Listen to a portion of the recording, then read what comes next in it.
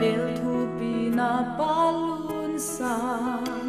ken ka til zo hi ka dam na cross siam na le pil na le min than na sa o Jesu ken tel zo in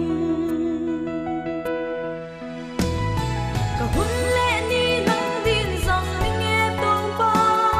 ko belin hon boy sak zo no lo di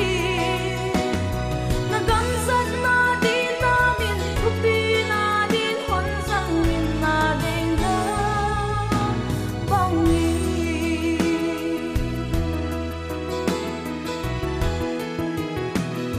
ko bel nok na ten hon sam zong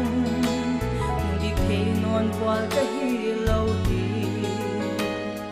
Jesu Christ min nin ta ngai te ta nin tua phai te tua zel ning nge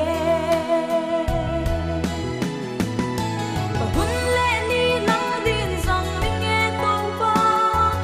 velin hon wai sak zo non lo di na gam zan na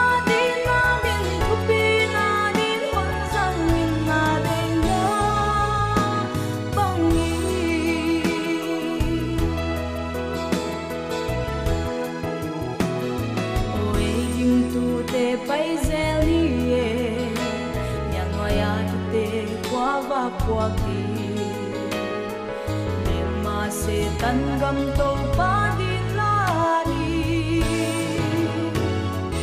wa din to pa hon de